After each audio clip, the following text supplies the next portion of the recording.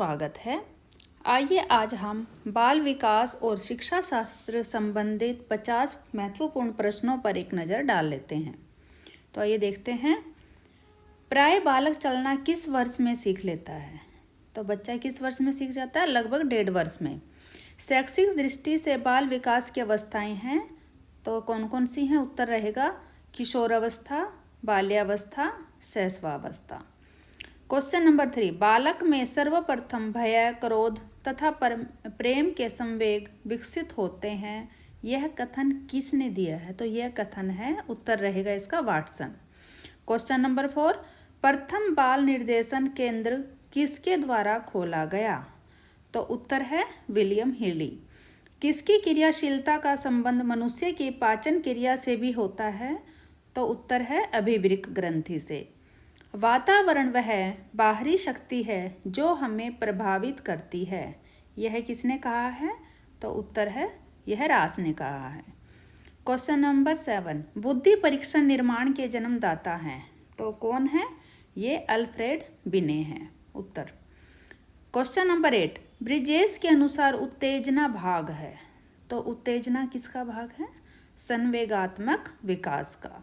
Question number 9, तर्क, जिज्ञासा तथा निरीक्षण शक्ति का विकास होता है डैश की आयु पर, यानी कि कौन सी आयु पर होता है? तो उत्तर है इसका 11 वर्ष। निम्न में से कौन सा वंशानुक्रम का नियम नहीं है? तो अभिप्रेरणा वंशानुक्रम का नियम नहीं है। क्वेश्चन नंबर 11, एक कारक सिद्धांत को और किस नाम से जाना जाता है?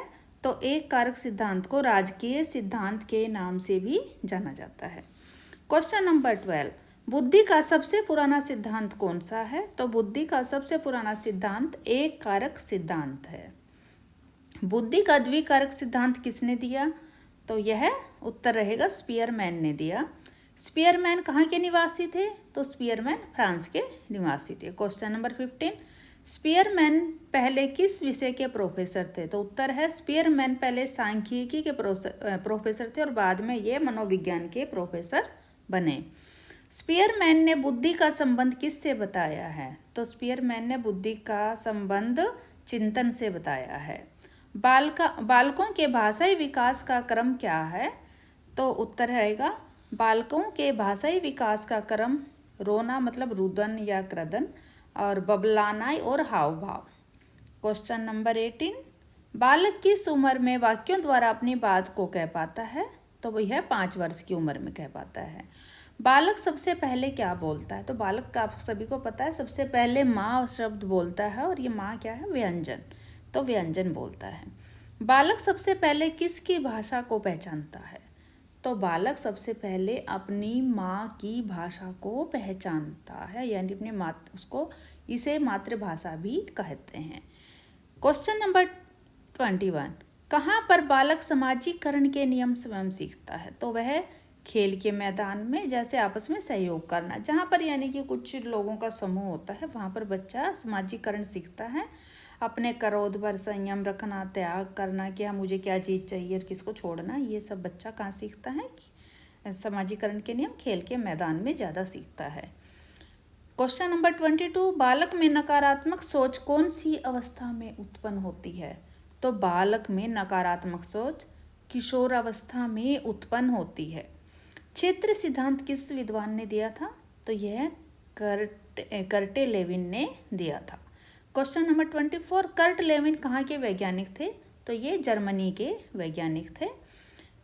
25, गेस्टाल्टवादी क्या है? यह जर्मनी के विद्वानों का समूह था जिसमें कोहलर, कोफा, वर्तीमर शामिल हैं। ठीक है। क्वेश्चन नंबर 27, कर्ट लेविन किस संप्रदाय के समर्थक थे? तो ये संज्ञानवादी थे। 27, क्षेत्र सिद्धांत को किस नाम से जाना जाता है? तो इसे संज्ञानात्मक क्षेत्र सिद्धांत, स्थान मनोवैज्ञानिक सिद्धांत, बाल दिशा मनोविज्ञान के नाम से जाना जाता है। नेक्स्ट क्वेश्चन, कर्ट लेविन के क्षेत्र सिद्धांत में क्षेत्र का अर्थ क्या है? तो यह है जीवन के विभिन्न क्षेत्रों से हैं, जैसे शिक्षा का क्षेत्र, स्वास्थ्य का क्षेत्र आदि। अधिगम का श्रेणी क्रम सिद्धांत किसने दिया है? तो यह रॉबर्ट गैने ने दिया है। ये स्वास्थ्य थोड़ा ठीक कर लीजिएगा, मिस्टेक है जरा। रॉबर्ट गेने ने दिया है। क्वेश्चन नंबर 29 है, तो अधिगम का श्रेणी क्रम सिद्धांत किसने दिया? तो यह रॉबर्ट गेने ने दिया है। क्वेश्चन नंबर 30, रॉबर्ट गेने किस संप्रदाय के समर्थक थे? तो ये भी संज्ञानवादी थे। कर्ट लेविन भी संज्ञानवादी थे और रॉबर्ट गेने भी संज्ञानवादी थे। मानसिक आयु के माध्यम से बुद्धि को परिभाषित किसने किया है? तो उत्तर रहेगा अल्फ्रेड बिने ने। इन्होंने बताया था कि बुद्धि दो प्रकार की है, मानसिक आयु बुद्धि और वास्तविक आयु बुद्धि। 32, अल्फ्रेड बिने किस देश के निवासी थे? तो यह फ्रांस के निवासी थे। अल्फ्रेड बिने किस विषय के प्रोफेसर थे? तो यह मनोविज्ञान के भी प्रोफेसर थे। क्वेश्चन नंबर 34, बुद्धि का एक कारक सिद्धांत किसने दिया? तो यह अल्फ्रेड बिने और उनके सहयोगियों ने दिया। और वो कौन कौन थे? स्टर्न, टर्मन और साइमन, इन सब ने मिलकर बुद्धि का एक कारक सिद्धांत दिया था। क्वेश्चन नंबर 35, बुद्धि के दो कारक सिद्धांत किसने दिया है? तो यह स्पीयरमैन ने दिया है। क्वेश्चन नंबर 36, बुद्धि के दो कारक सिद्धांत कौन कौन से हैं? तो उत्तर रहेगा बुद्धि के दो कारक सिद्धांत है कारक सिद्धांत और जी कारक सिद्धांत और एस कारक सिद्धांत। क्या रहेंगे? जी कारक सिद्धांत और एस कारक सिद्धांत, यह दो सिद्धांत हैं। क्वेश्चन नंबर 37, बुद्धि का समूह कारक सिद्धांत किसने दिया है? तो ये थर्स्टन ने दिया है, थर्स्टन ने दिया है। और के अनुसार बुद्धि के 7 कारक होते हैं। कितने कारक रहते हैं? 7। बुद्धि का बहुकारक सिद्धांत किसने दिया था? यह थॉर्नडाइक ने दिया है। बुद्धि का बहुबुद्धि सिद्धांत किसने दिया है? ये गार्डनर ने दिया है। क्वेश्चन नंबर 40, बुद्धि का तरल व ठोस सिद्धांत किसने दिया? तो यह आरवी कैटल ने दिया है। कोहलर किस संप्रदाय के समर्थक थे? तो यह संज्ञानवादी थे। चूहे पर अपना प्रयोग किस वैज्ञानिक ने किया था? तो स्किनर ने। स्किनर भी किस संप्रदाय के थे? तो यह व्यवहारवादी थे। स्किनर किसके थे? व्यवहारवादी संप्रदाय के समर्थक थे। क्वेश्चन नंबर 44, नए रचनात्मक कार्यों को सीखने पर कौन सा सिद्धांत बल देता है? तो यह अंतर्दृष्टि है, अब वालों का सिद्धांत है। यानी कि जो नया रचनात्मक कार्य सीखने पर बल देते हैं वह अंतर्दृष्टि है। अंतर्दृष्टि का सिद्धांत किस वैज्ञानिक ने दिया? तो यह कोहलर ने दिया है।